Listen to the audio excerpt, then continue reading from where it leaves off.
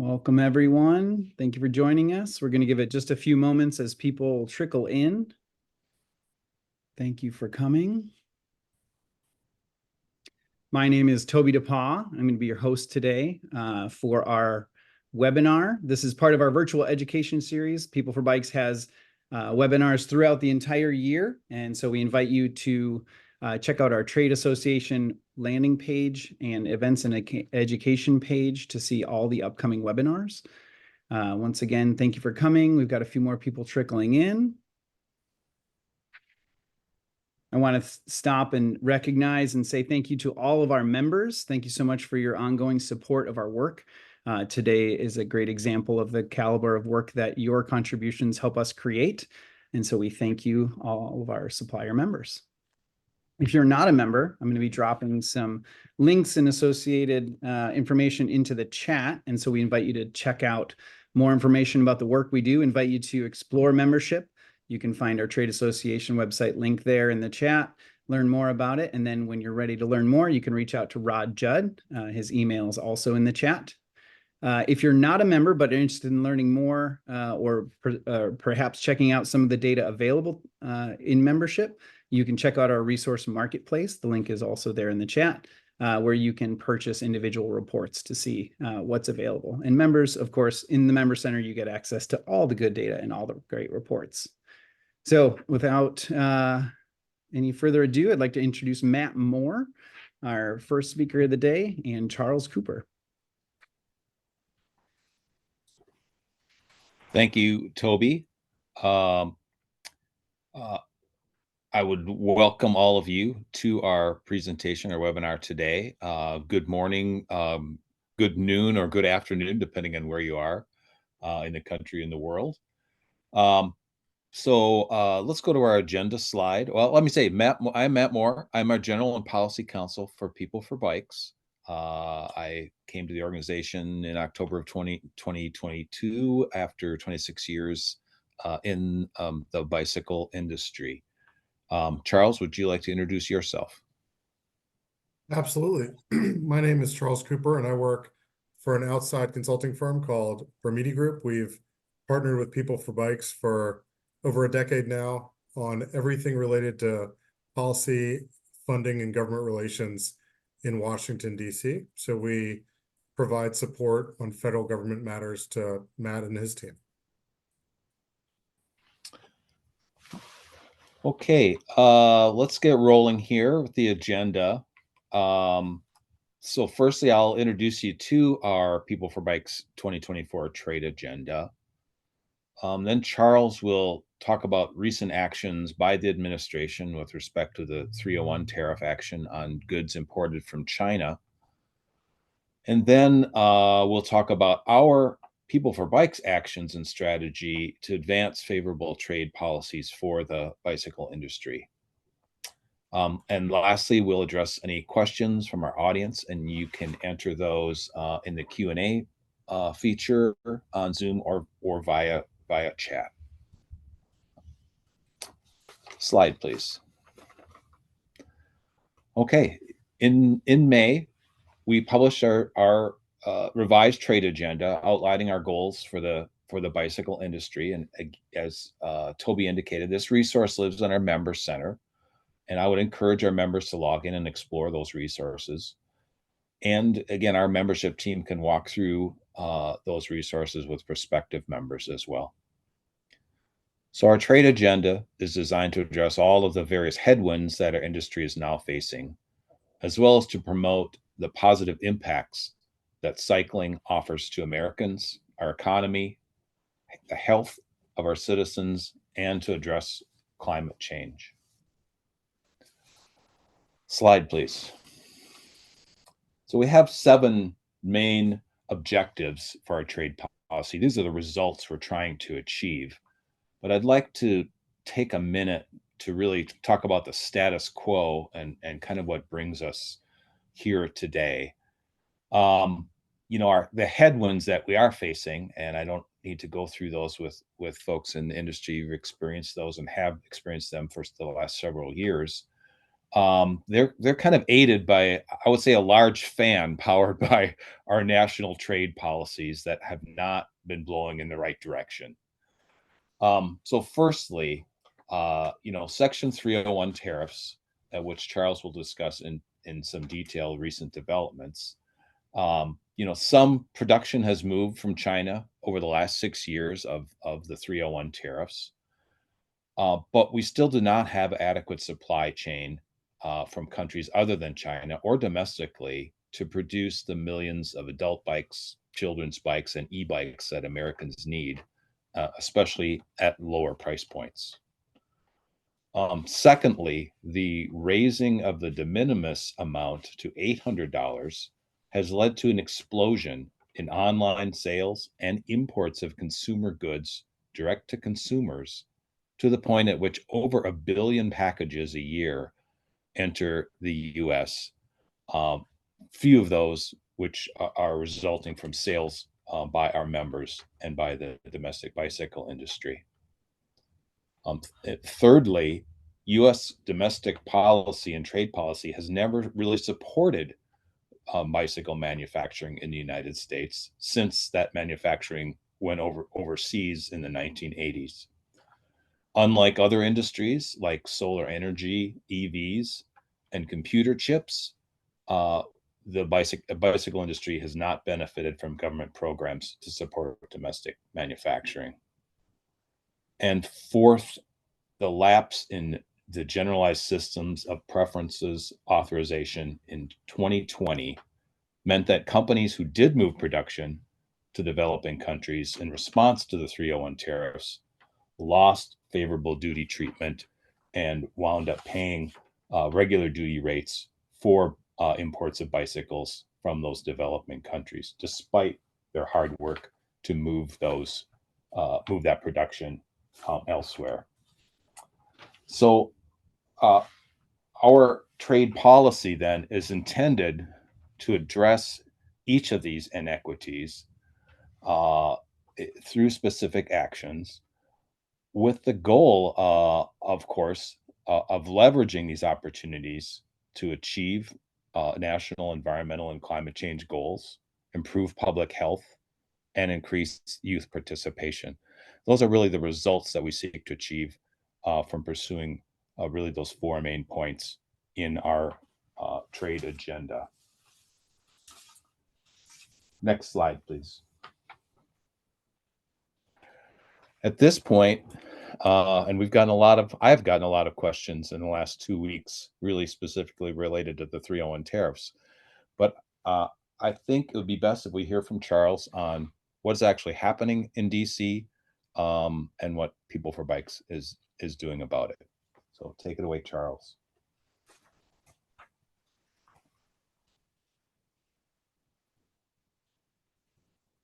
Thank you, Matt. There's been a significant amount of uncertainty now, really for years, around what the future of 301 tariffs will be. And unfortunately, it's become a very big political issue. We're pretty close to an upcoming election, and everybody seems to have a variety of positions on how we should approach not only domestic manufacturing, but policies related to China in general. And there's been a lot of activity on the Hill about this, and obviously within the administration. Most relevant to this discussion is the 4-year review that the United States Trade Representative did, which spurred sort of decision-making around what to do next with 301 tariffs. We can move to the next slide. The reality is, as I'm sure all of you now know, the USTR determined that they would remove current exclusions on a portion of currently excluded products, therefore increasing tariffs by 25%. They would keep some in place. And then there was a third category that's irrelevant to us. So unfortunately, most of our products, except bicycle trailers and some helmets, the exclusions were removed. The exclusions for bicycle trailers and bicycle helmets were extended through June 1st of next year, 2025. Everything else, the exclusions expired on June 14th. That includes children's bicycles, electric bikes, certain carbon fiber frames, and water packs. All of those products are now subject to a 25% Section 301 tariff, in addition to the existing tariffs that they already have. The removal of those exclusions and doing so in a way that has been sort of deeply rooted in uncertainty year by year on what the process forward is and why bikes would fall within the 301 investigation anyway, given that they don't really match what the concerns around the intended 301 tariffs were. After all this, we are now at a point where we are paying this 25% tariff on top of the base tariffs. Obviously, very frustrating. We are working not only directly to see what opportunities down the road there may be related to 301 tariffs, especially maybe after the election, but also what are the policies out there, some of which Matt spoke about, that can help open up new opportunities in the trade space, which for the last several years has really been difficult to navigate. We can go to the next slide, please. And I know Matt's going to jump in here, but I would say that there's a number of issues that I think we would consider live issues that we think are even more important now that the 301 tariff decision has been made to remove exclusions on most of our products. The first of which is the generalized system of preferences. This is the legislation that was signed into law, and it effectively allowed for duty-free imports in the United States if you were importing from a covered country, and the covered countries were 100+ countries, really developing nations that the United States would effectively strengthen their partnerships with and would incentivize U.S. manufacturers by moving their manufacturing operations to those countries. A lot of entities did that, and unfortunately in 2020, the law expired. Congress did not extend it, despite pretty strong bipartisan support for it.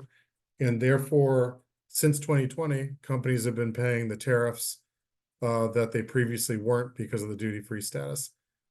We are working really hard right now to renew that GSP. And the House has a bill that would renew it retroactively, which means all of the tariffs that have been paid since 2020 would effectively be paid. And we like this bill. There are areas where we would certainly want some changes made to it, and we've voiced those.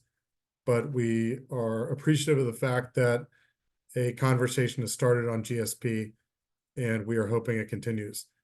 A week ago, the Senate had a pretty robust hearing on GSP and a couple of other issues, and the Senate had really strong bipartisan support for it. In fact, several senators maintaining that the House version didn't go far enough. So we feel like both sides of the Capitol are talking about this, and we are part of that conversation. We're getting more people to weigh in on this, which I think Matt's going to talk about. We feel really, really good that potentially towards the end of the year, this may be something that will make the agenda.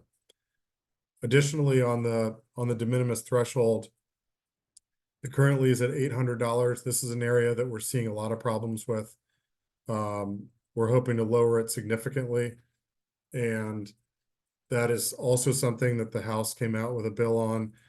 Unfortunately, that bill only deals with 301 tariffs, but we would like to expand that beyond 301 tariffs. And if you look at this broader China discussion or debate, if there's concerns about manufacturing in China, obviously the two really good policies would be provide duty-free incentives in other countries, which GSP does, and lower the de minimis threshold, which has been providing effectively a loophole to undermine U.S. manufacturers and retailers. There is a bill out there that has been sponsored by Congressman Blumenauer and Senator Brown from Ohio, Blumenauer from Oregon, called the Import Security and Fairness Act. This would effectively eliminate de minimis altogether for non-market economy countries or countries that appear on a watch list. So that's where we are on those two issues. I would say, and I'm sure Matt will reiterate this, we are very, very focused on these two issues and really working to build support, bipartisan support for both. On miscellaneous tariffs bill, what they call MTB extensions, there are some MTBs that cover some of our products, so we're very focused on this. This also expired a while ago and has not been able to be fully passed by Congress. We're hoping that if there is movement among some of these other trade bills, that this would move as well. Less sort of insight around this right now because there's been so much focus on the other bills, but we are hoping that there's not only opportunity to move this, but that they're working off either the current list or allow expansion from that list to more products. We are watching that closely. And then on the clarity on the future of Section 301 program and relief for environmental goods like bicycles, I will turn it back over to Matt to talk a little bit about how we view the future of 301 and if something like an environmental goods agreement is likely. Thank you, Charles. And as I mentioned earlier, I got a lot of questions about 301 tariffs this past week, especially as it related to e-bikes and children's bikes. And while the industry benefited greatly from our work to obtain and extend exclusions, unfortunately, that process has come to an end. The exclusions, except for the few exceptions, continued for another year. Those ended last week. What are the prospects for renewing those? I have to say candidly, they are not good. There's not a lot of support in Congress right now for doing anything that is seen as giving any sort of competitive advantage to China or to imports from China. So I think, before serious progress could be made on something like a new exclusion process, that would be mandated by Congress to the administration, we're going to have to go through an election cycle and just see, where the chips fall after November. And that, to a large extent, will guide our efforts in doing what we can to obtain relief from those tariffs. On the near horizon, Ambassador Tai did announce a couple new tariffs, new 301 tariff actions, products that are being added. And those include generally what we call other lithium ion batteries, in addition to EV batteries, larger electric vehicle batteries, where the administration has been focused on promoting domestic production. But other lithium ion batteries is a very broad category. It includes batteries for all kinds of devices, but it also does include batteries for electric bicycles, replacement batteries, batteries that are imported as batteries. It does not cover e-bikes. However, e-bikes are already covered again by the ending of the exclusion and are subject to a 25% tariff as of today. But the batteries are still an open question. There's a comment period to request exclusions that is open until June 28th.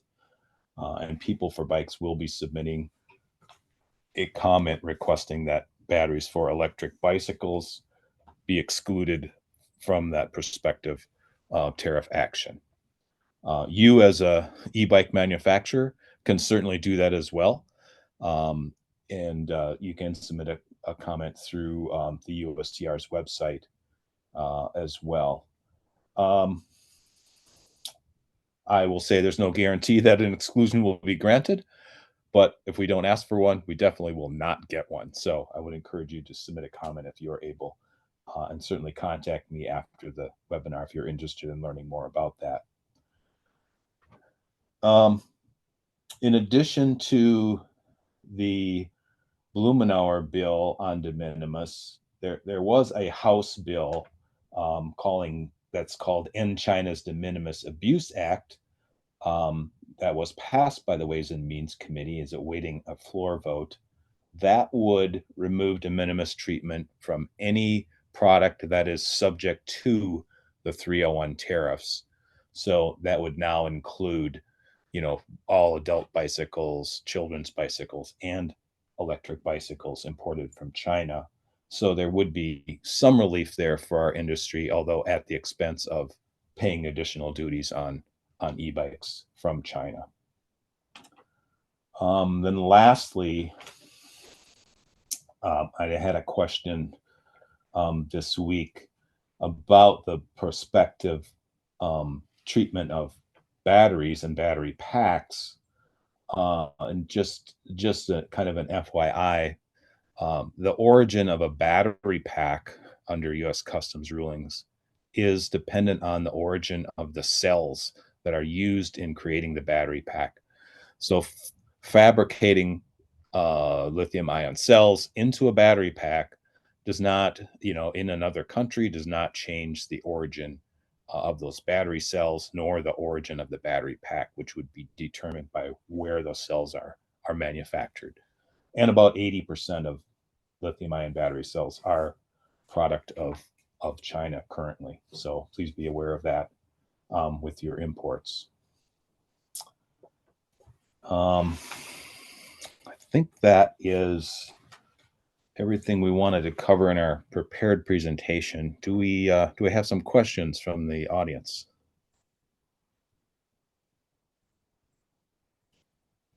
We have a couple questions, and we're looking for a couple more because we do have time.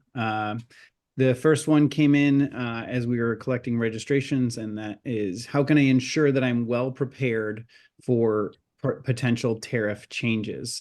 What can I do to support my current to support my business and stay informed about the timing of any upcoming adjustment?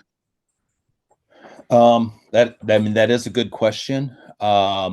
You can, I believe, sign up for updates from the U.S. Trade Representative's websites to receive the Federal Register notices or follow their press releases. I would say, base tariff rates on bicycles and bicycle accessories are very stable. They're only changed rarely by Congress. So the rates you're paying for a derailleur or hubs or anything, those are unlikely to change in the near future, absent some sort of action by the USTR. Again, being a PeopleForBikes member means you will get communications from PeopleForBikes whenever we see a change that affects our members. We put out a member communication, as well as participation in our various committees, that especially our legal, legislative, and safety committee that deals with these trade issues primarily. Great. We have another question. Is PeopleForBikes planning any kind of lobby day on GSP and or de minimis? Charles, do you want to take that one? Yeah, I think I can cover that. I think our intent is to do a lobby day on both of those together, given that we think they're pretty closely aligned. We're not quite sure of the dates yet, and we'll be reaching out to member organizations to gauge interest. But in a recent, we floated this recently in a meeting, and it seemed to be a lot of interest in doing so. So we do plan on doing it. Right now, there's only 50 legislative days, not till the end of the year.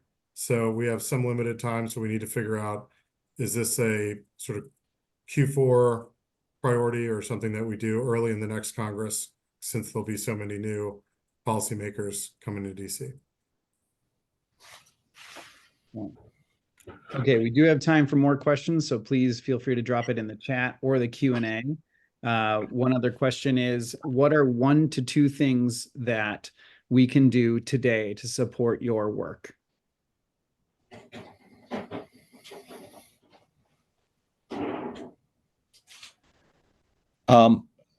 You know, a sincere letter to the administration, to your member of Congress, to chairs of committees that, like the Ways and Means Committee, that deal with these international trade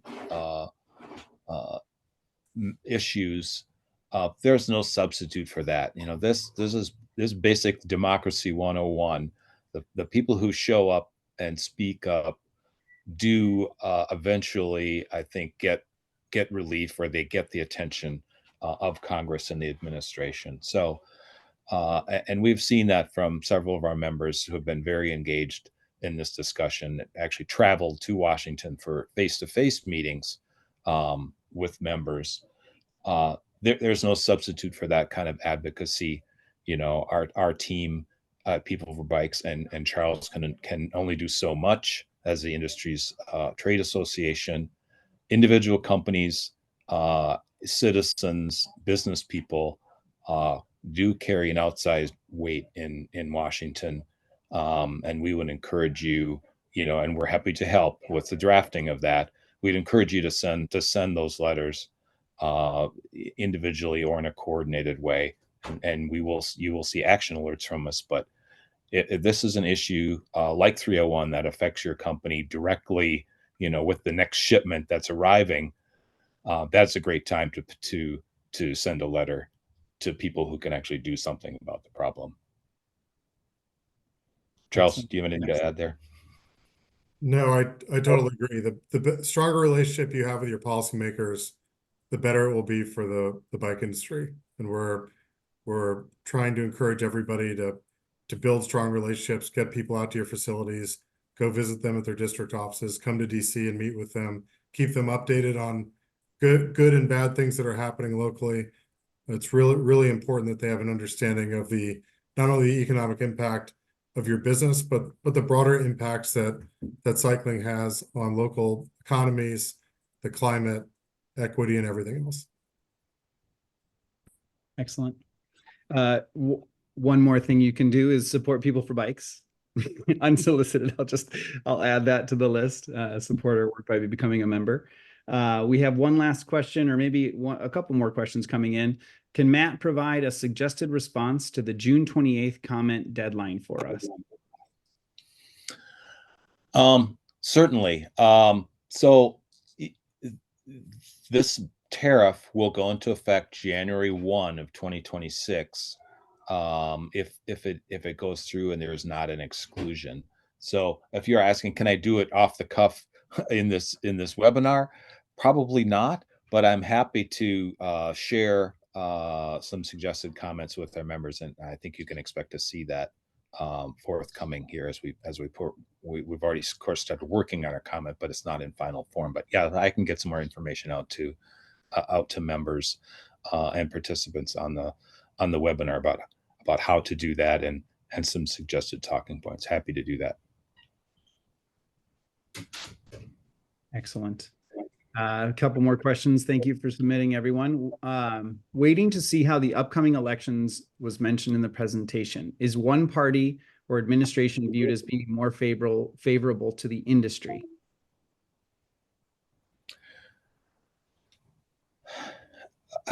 That is a tough question. You know, historically, the Democratic side of Congress has been very supportive of the industry, you know, for all the right reasons. I think they get, you know, alternative transportation, you know, climate change is a real thing on that side of the aisle. Health, of course, and jobs. Jobs, I think, is a issue that cuts both ways. There are no politicians that are not in favor of more domestic manufacturing jobs in the United States. But we do need what we call bike partisan support. So, you know, things like the Infrastructure Act and funding for alternative transportation.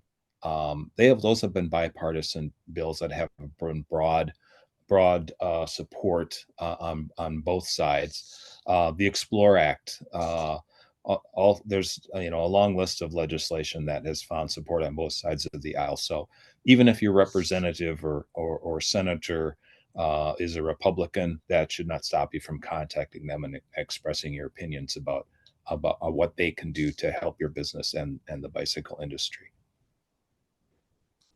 Great. Another question: with Blumenauer's pending retirement, who will lead the Congressional Bike Caucus?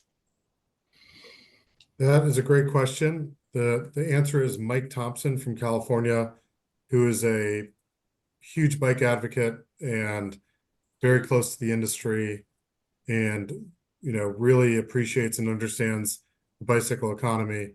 Will be taking Congressman Blumenauer's place in the Bike Caucus, which is great. It's going to remain bipartisan, and I think under his leadership we'll have a lot of good activity out there.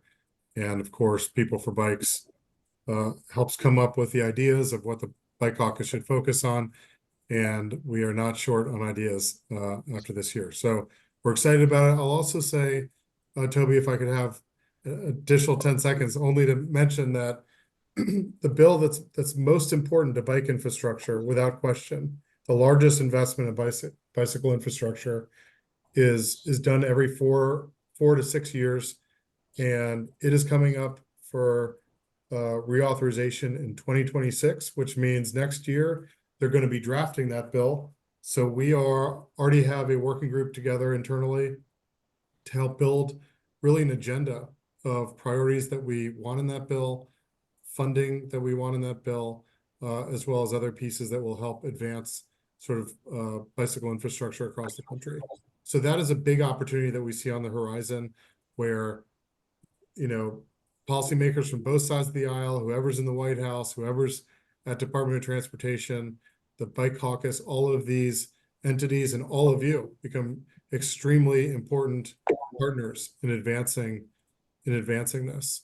So we're excited to move on that. We're excited, hopefully, to get your help on that. But that's a very big opportunity, not too far off the horizon. Seems like a long way away, but when you really look at how these bills are drafted, it's frankly a matter of months before they start really working on it.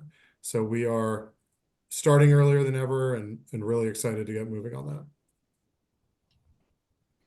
And I would just add that, as important as the duty percentage at the border and trade and tariff policy is, it, as we've seen, it can change dramatically with administrations in Washington. But infrastructure, that is more or less forever. Once you build that infrastructure, those protected bike lanes and those protected networks, those are going to stick, and that will help our industry in the very long run, which is why this transportation bill is so important.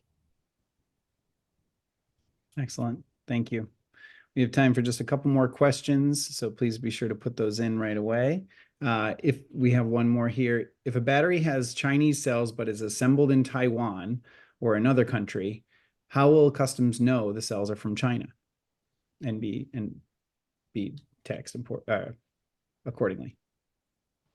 That is a good question. It comes down to the importer's responsibility to truthfully declare the country of origin of a product when it crosses the border. So from one perspective, it's, is there a needle in a haystack? Yes, but if your needle turns up, there can be some dire consequences for that.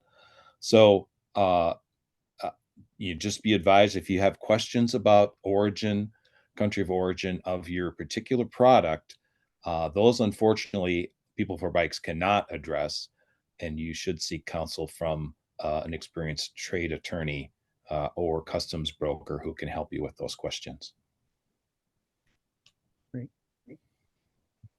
Okay, that is the end of our questions. And so I'm going to drop the links back to our trade association page and contacts and our resource marketplace in the chat. Please take a moment to bookmark those links if you'd like to learn more about our trade association or become a member. I want to thank Matt and Charles for sharing their expertise today. Following this webinar, we will be sharing a recording with you, with everyone who registered for the webinar, and we'll also include some other helpful links in that email, as well as the contact information from Matt and Charles. But we thank you so much for attending today, and thank you for all of your support. Thank you. Thanks, everyone. Thank you.